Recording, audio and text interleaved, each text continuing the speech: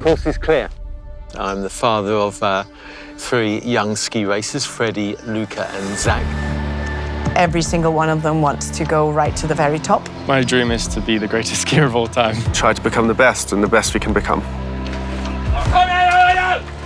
Hopefully, Olympic medal. Voilà, ben aujourd'hui, on a 99 chances sur 100 de pas arriver à faire des champions de ski. It's hard, really hard. Because there's so many people. Il n'y a que 3 places sur un podium de Coupe du Monde. It's such a beautiful story. The 3 sons in this race. 3 d'un coup avec le père et la mère qu'entraînent? Non, j'ai jamais vu, non. So it's difficult sometimes to be mum and coach. Both my parents making big sacrifices. It doesn't feel like a sacrifice, not at all. I don't see it like that. Les gens, ils voient pas grand-chose au-delà de ce qu'ils voient à la télé. You gotta go and ski. You're an amazing skier. Ils voient pas le travail qu'il y a derrière. Go on. Ski racing is ski racing. Come on! You never know what's going to And happen. that's a heavy hit from Carrick-Smith. Free time!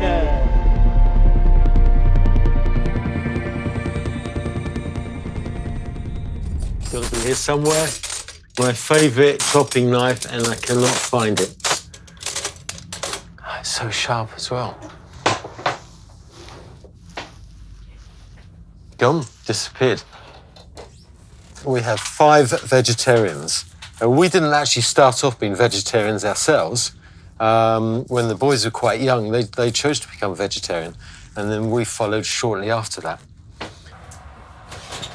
So tonight is baked potato with vegetables.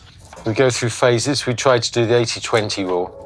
80% good food, 20% treats. So, because you know what people are like, if you just eat really good food all the time, it can get a bit boring.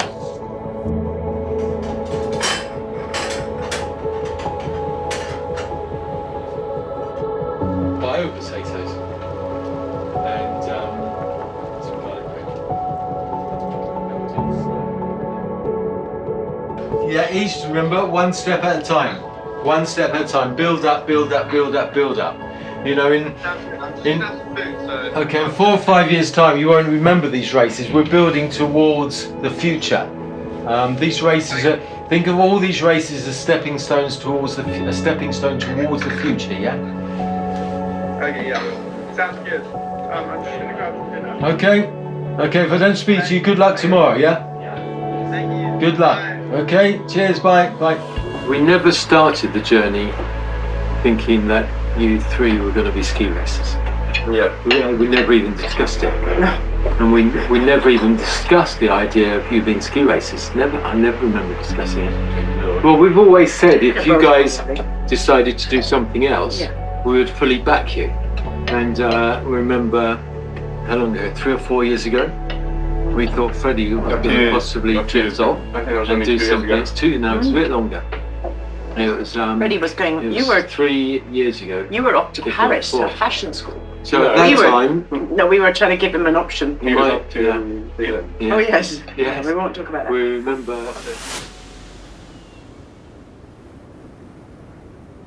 It was pretty exciting because I think I was lying in like 8th after the first run, and I put down a really good second run. They set a course which I quite liked. And yeah, I moved right up from 9th to 1st place. I believe my family were watching it on the live fizz, so they were pretty excited for me. He's won it. He won the fizz race. Like, he's been struggling and now he's won it. We were training with Freddy and Zack. I think we were having a coffee, just chilling after the session. And we got the call from Luca. Luca! Oh my God, that's amazing. Absolutely incredible second. Luca, we're so proud of you. We're sitting here just all so proud of you. It's amazing. Wow. Yeah.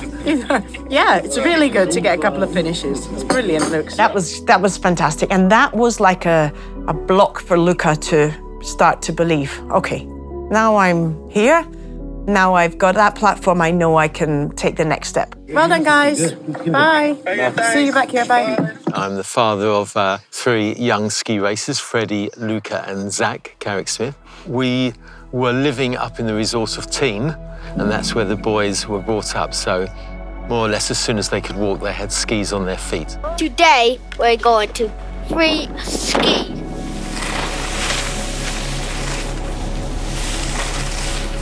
The Coupe de Bronze with all the clubs in the whole valley here, and we have Freddy and Zack.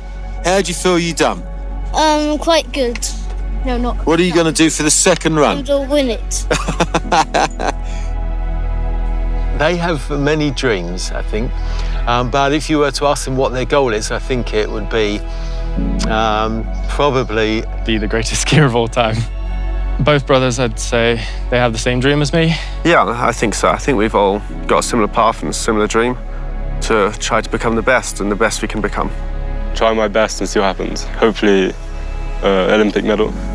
It's been amazing because we've been able to push each other to limits, and like one day, even though I'd get angry at him or angry at myself that he beats me, I would then push myself harder, and then I'd catch up, and it's like been like that basically since I started skiing. In the early days, if one was to win and one was to lose, it was quite difficult. And it was always nice having the three boys, because more often than not, we'd always go away from a race with one of them being very successful, sometimes all three of them, and it was rare that nobody was successful, although there are some stories about some of the races we went which we could say weren't successful. One story in particular where we ended up, I think all three boys came out, and to cheer everybody up on the way back, we stopped at the local pet shop and ended up arriving home with 2 rabbits and a guinea pig after a bad race. But nowadays, they're very supportive of each other. So we don't have that issue so much. If one does well and another one doesn't do so well, they've got used to being more supportive and enjoying the success of one of the others. So that's been a long journey, but I think we're getting there.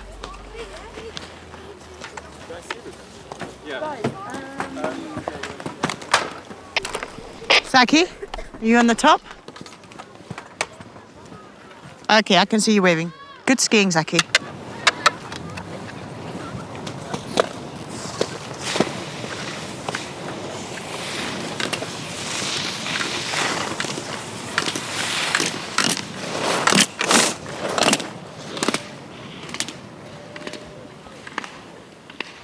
At the moment, we're full-time coaching Luca, Freddy and Zack, myself and Emma. Mum, she's been to 4 Olympics, so she knows how everything's done. So it's difficult sometimes to be mum and coach. I often feel that I have a lot of different hats that you put on, but for us, the most important thing is treating the boys like humans before athletes. That's the most important thing. So, yeah, I turn up as mum, and when I go on the hill, I change my hat a little bit to be more of a coach, but I'm still mum first. Then your technique seems to get really good. So I guess that's what you say, it's the mindset that creates the good technique. You don't lean over with the body, you know, you're really focusing on just going for the outside ski. Everything works really well. I'm not saying it's sloppy, Freddy, you're never sloppy, but it's not quite as accurate. Yeah, well, I'm never going 100% anyway, so yeah. Sometimes it's really hard, yes, because if I want to help the boys with something technically, or I'm maybe not happy with something that's happening, I need to show maybe that I'm not so happy with something, but I also want them to know that it's not a big deal. Mum's not angry with them. It's just we have to just work through this.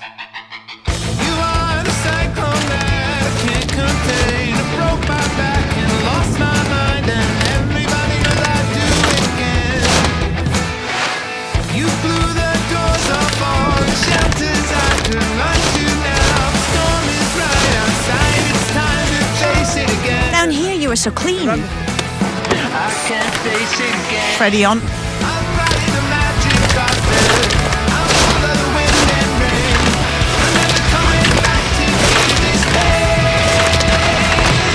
It's really good.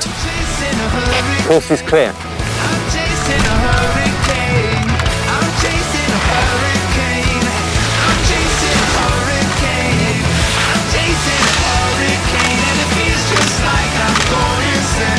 That's been a good session.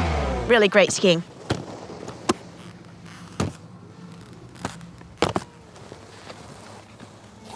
My parents, they used to have a job, but now their job is just to teach us skiing and just help us out, which is amazing. Yeah, they've always given us a choice of what we want to do. Even recent years, they've asked us, is this definitely what you want to do? Do you want to go to an academy or do you want to stay as our team? We've always said the same thing, we want to stay as our team. For Emma has really held the team together because she's been on the slope coaching, and then after coaching, she's been in the ski room servicing skis for years, literally years, since they started ski racing. So her time, she could be in the ski room 3 or 4 hours every afternoon, easily, sometimes longer.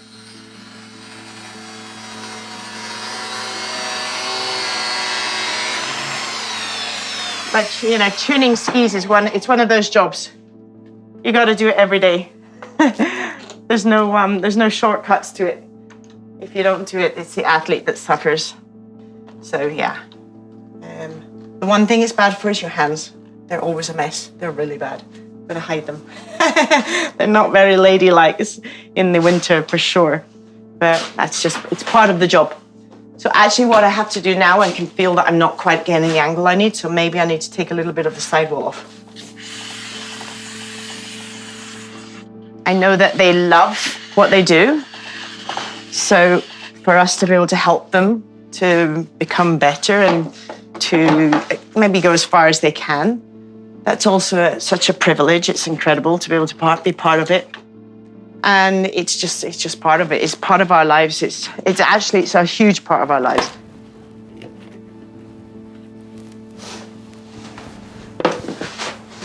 That's one done. We didn't go after our own careers in some ways, I guess you could say that, because we wanted to help the boys. But it definitely doesn't feel like a sacrifice, not at all. In fact, many people say that. How can you manage to do that? And I know other parents are involved in their kids' journey and their coaching, and we laugh between each other because we say, "God, we must all be mad." Well, I know both my parents making big sacrifices to support our dream. You know, I think when you bring a family into the world, you know, you dedicate that part of your life to your family. The boys have always come first, I think, yes. When the boys were younger, we did so much as a family. So we were always doing things as a family. I think as I get older, it costs me physically. That's probably where I struggle a little more now than I did when I was younger.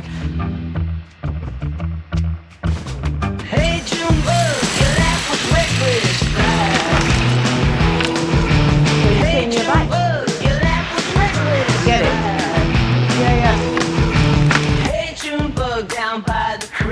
Your love was wild, don't make me weak. Radio blaring infectious beats.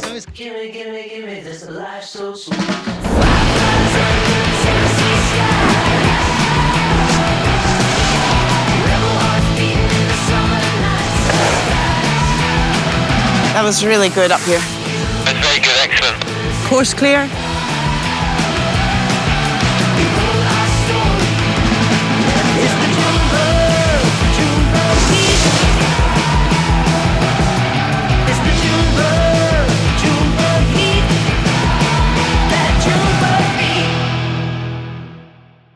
For many, they would say, well, you've dedicated the X amount of years to the boys, but I don't see it like that. You know, I see it as a wonderful opportunity that was presented to us to take this journey with our 3 boys. So it's been no cost to me. But, you know, financially, it's expensive. Very, very expensive. Season is incredibly expensive. It can be up to like 60, 70 grand per person. And it's a full-time job to try to make sure that we have enough money coming in, because other racers of the level that our boys are at are all in a full-time setup. We have a national team where the governing body is taking care of everything. We don't have that, so we can't rely on that.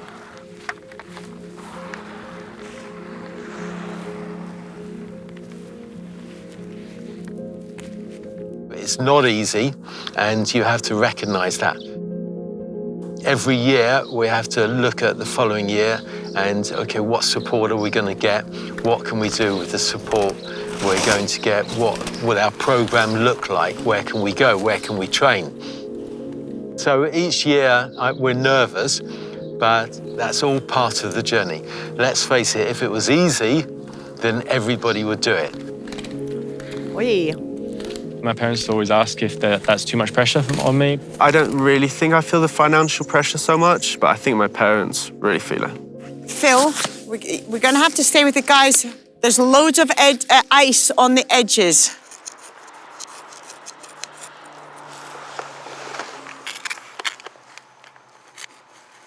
My dad, he was also a ski racer, then England on dry slope. He was amazing on dry slope. Phil's a really very, very good man.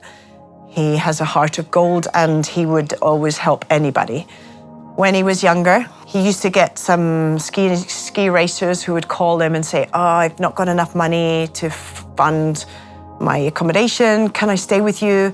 Phil let quite a few of them stay in his chalet for free. This one particular man stayed with Phil, I think, for quite a lot of the season, and he was able to do his racing. And I was in the kitchen. The postman had just arrived with some letters. And I was upstairs at the time, and she shouted up to me. She said, "Phil, do you know this person?" I said, "Who is it?" And she shouted up the name. I said, "Yes, I used to ski with him many, many, many years ago." She said, "I think you need to come down here and look at this." So I opened the card and, it was a big check. And with that check was a handwritten note which said, "Thank you for helping a young ski racer out in his time of need." And that helped us on the journey of creating our independent ski team with the 3 boys. Without that kind of help, our journey is not possible. It is absolutely not possible.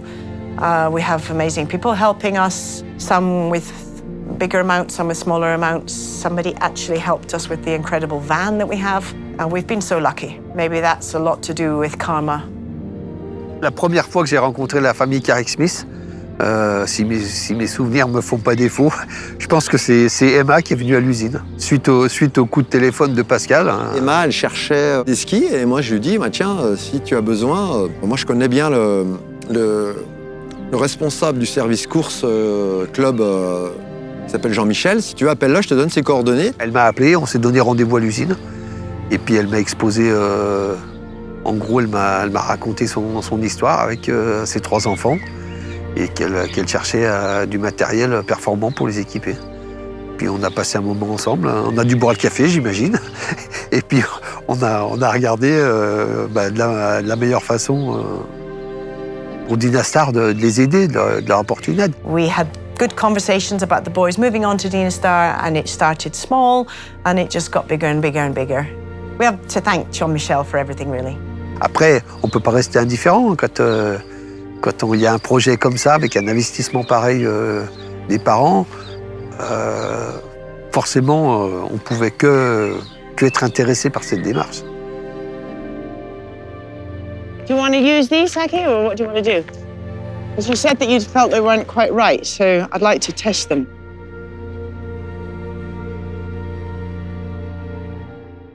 The support that we get from Dynastar has been incredible. Even when we're in Austria, if we break skis, they are able to get the skis over to us really quickly. Now we're supported also by Thomas, who is the Europa Cup rep for Dynastar, and he's fantastic. Mon travail, c'est de créer une relation de confiance avec les athlètes. J'essaye d'être un maximum avec eux durant l'hiver, en cas de pépins, s'ils cassent une paire de skis, une fixation, une chaussure ou quelque chose. You know, you can call him anytime, anywhere, and he will get that equipment to you, and he's there for advice. Absolutely fantastic. Overall, they've been such an amazing support for us. I don't think we could have done it without them recently. It's a very good ski. Most of the top racers use it. Clément Noël, one of the top slalom racers at the moment, most consistent. Clément Noël! Ouais, je m'appelle Clément Noël, je fais du ski alpin depuis mes plus jeunes années, je suis en Coupe du Monde. Sa particularité à lui, c'est qu'il a commencé sa carrière dans les Vosges, dans un petit club à Ventron. Et quand on arrive à 15 ans, à l'âge de rentrer au lycée, il faut s'exporter, il faut venir ici dans les montagnes des Alpes, donc en Savoie. Je suis venu au club de Val d'Isère à 15 ans. Et donc ses parents ont fait le choix, pareil, c'est des choix forts, des choix importants, de le mettre dans une famille d'accueil. J'ai quitté ma famille, entre guillemets, je suis allé m'installer en famille d'accueil. Si ses parents ne prennent pas les bonnes décisions quand il a 14-15 ans, il n'aura peut-être pas fait la carrière qu'il a fait maintenant. Pour mes parents, ça a été peut-être difficile aussi de me laisser partir jeune. Quoi qu'il arrive, il faut que les parents ils soutiennent ça, parce que c'est des beaux projets, mais c'est des projets qui sont pas faciles, et si on se retrouve un peu tout seul là-dedans, généralement c'est plus compliqué. We've been very lucky to be brought up in this sort of atmosphere and with the parents that we've had, because otherwise it would not have been possible. There's always a good part to have someone to look up to. I look up to people like Clément Noël. The World Cup athletes, they've made it to the World Cup Tour. They've gone through the system, they've gone through the Europa Cup. Tout change entre la Coupe d'Europe et la Coupe du Monde. La Coupe d'Europe, c'est comme le circuit FIS, donc le 3e niveau mondial. Il n'y a pas beaucoup de spectateurs, voire pas du tout. Il n'y a pas une organisation géniale, et puis ils sont pas préparés de fou. Et après, on arrive sur la Coupe du Monde, et là, tout change.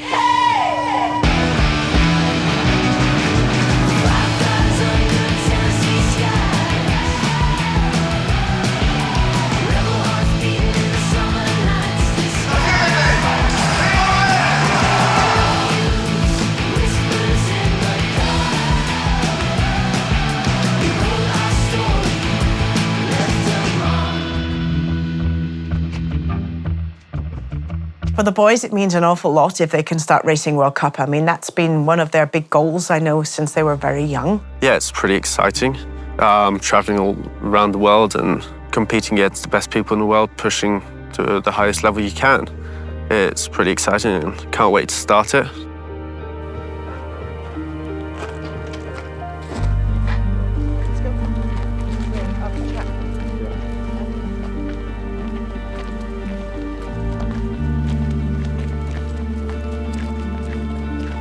Les gens, ils voient pas grand-chose au-delà de ce qu'ils voient à la télé sur les Coupes du Monde. Ils voient les victoires, ils voient les podiums, ils voient aussi les déceptions quand même. Ils voient pas que des bons moments, mais ils voient pas le travail qu'il y a derrière.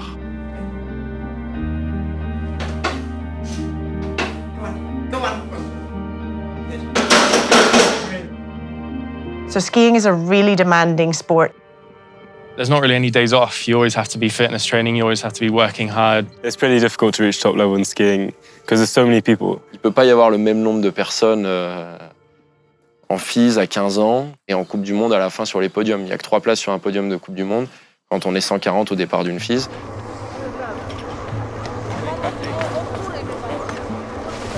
Okay, clear?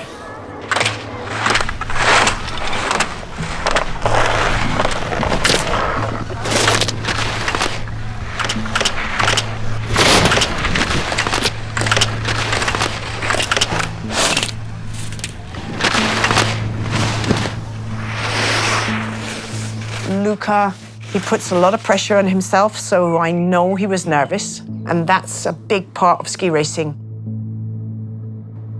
You've been amazing, okay? You came, no, let me just finish. Just stop it. You came back out, you were brilliant. We trained, you skied well in Reichel. We trained, you were brilliant. You went off, you got some great races. I'm not fast enough. I Luca? can't do anything else and I'm not fast enough. It's coming. Nowhere near fast enough. Luca. Seconds back. Okay, that last race, but there were lots of reasons for that. And it happens, you know? But keep going. Keep going. Be positive. Keep your head up, up. Stick your chest out. You belong there. You've got to believe it. You got to go and ski. You're an amazing skier. You're amazing. Everybody's saying, well, where's Luca? He's so strong.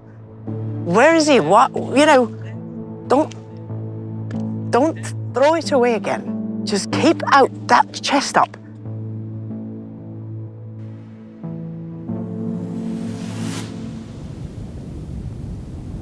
Cette année, à Tarvisio, on a eu les mondiaux juniors. Hello and welcome to the Junior World Ski Championships. Les mondiaux juniors, c'est une course qui est particulière.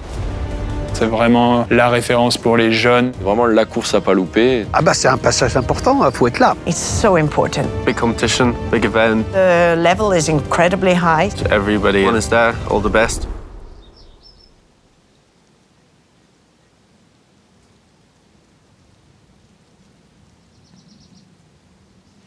The clearest ones. What? The clearest. Are you sure? No, I'm not. You want the lightest lens because of the shade.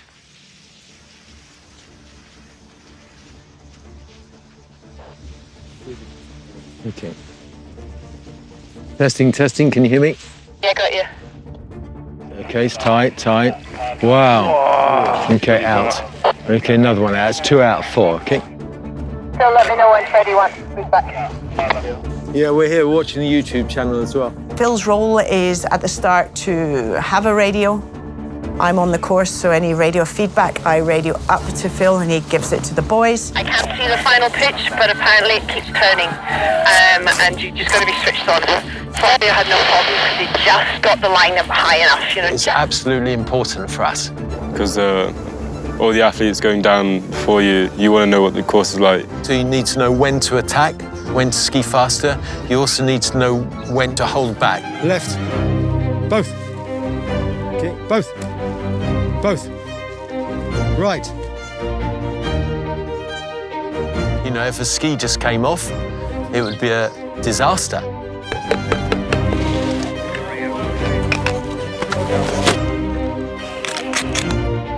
Super focus to that section.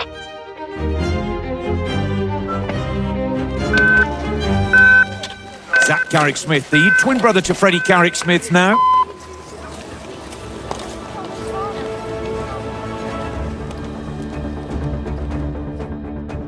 It was a fantastic top section. He just wanted to go full gas. He knew he had nothing to lose.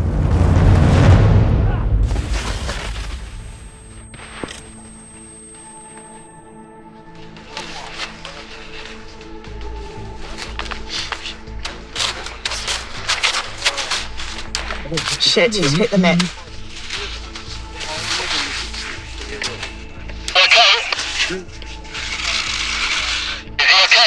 I don't know. But I can't. He's above me. Is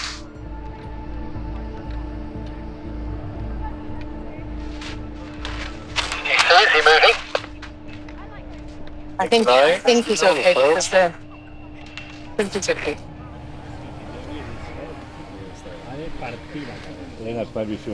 When I saw his crash, I was at the bottom. We were just quite worried about him. Zack's skiing down, is he? Yeah. It's hard. Really hard. It's hard. You have to... You question yourself. You know, were we doing the right thing at the right time? Were the bindings adjusted correctly? Did you do the right thing? When it's your own child, it's also doubly difficult.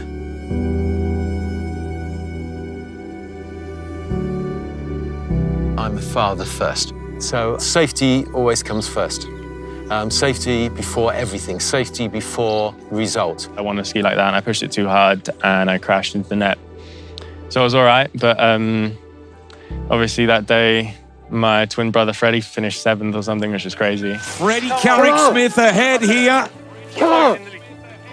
Come on. Freddy now, closing turns. Come on. Giant slalom European Youth Olympic gold medalist, and it could be medal number 2 for Freddy Carrick-Smith of Great Britain, taking the lead away from Leo Beraldi. That is a skillful ski and second run charge.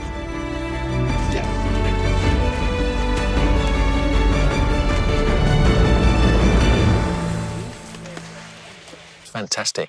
You know, bearing in mind he had only just turned 18 in the World Juniors. You've got people coming off the World Cup circuit in this race.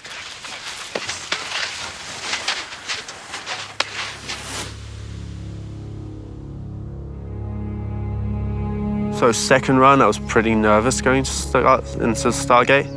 He puts a lot of pressure on himself, so I know he was nervous. He wanted to do well. He was aiming for maybe a top 10, maybe better, top 5. you know, because of his season. He had been through a lot. He's been through a lot mentally before.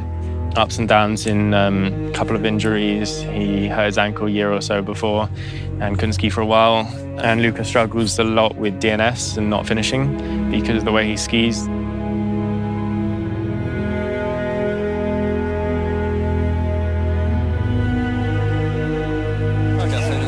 Okay, come on, Luca. Use your head. Good, fast, accurate skiing. Use your skill level. Accurate.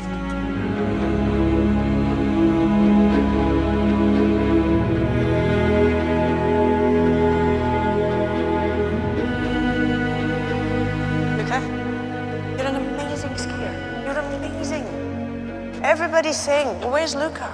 He's so strong.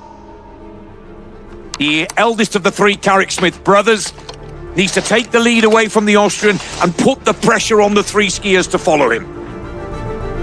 Nice, light, loose technique on the upper turns. Floating here. Beautiful style and technique. You've done everything you can. Now it's over to them.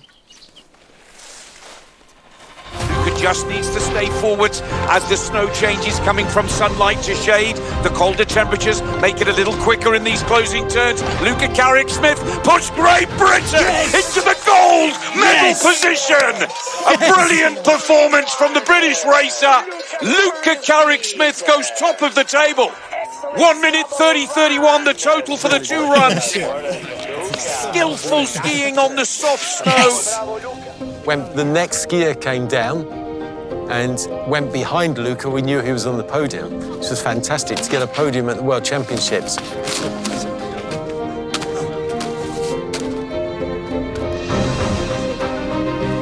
A lovely little medal for him, and I mean, we were really, really proud of him for that.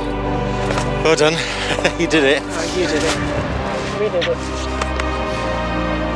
Well done, mister. Be proud of yourself. Stand tall now, yeah? Two guys. An amazing time of 59.22 with a bronze medal is Luca Carrick-Smith. That's very, very special medal.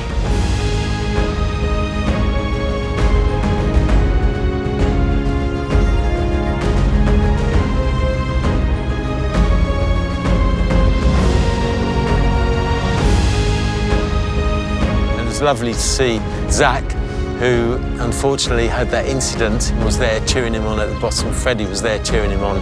It was actually almost as good as if it was me doing it. It was awesome to see that all his hard work had paid off. Obviously, I'd love to have been there next to him, and I'm sure Freddy would have too. Well, when I saw Luca on the podium, I was super happy for him. Well, I was hoping to be out there with him, but no, I was super happy because I knew he really wanted that result. At the time, I was proud of myself, but you know, you want to keep pushing to be the best. Yeah, I'd love to move up a couple of steps next year. So I'm going to train hard over the summer.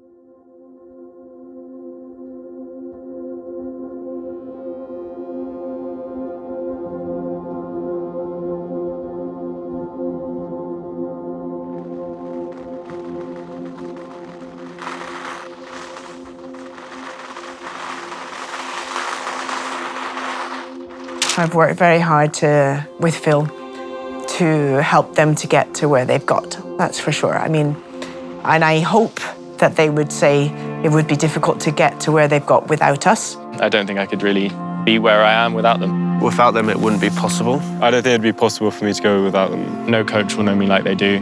No coach is really, as in my opinion, as good as them.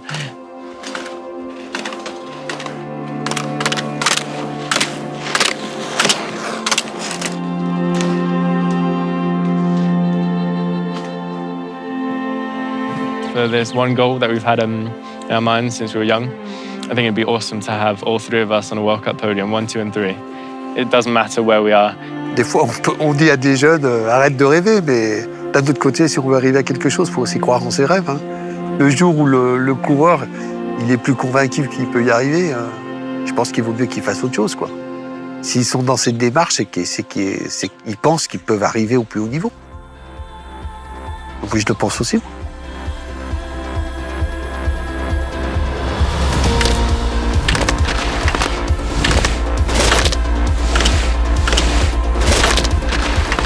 maybe there were doubts from some people when we decided to take the route that we took, not the normal route of, you know, the normal systems. We didn't do that. We didn't do that with school, and we didn't do it with skiing. And I'm really glad that we took the route we've taken. Of course, it was definitely not easy, and it had its tough times, but overall, the good times are far outweigh the bad times.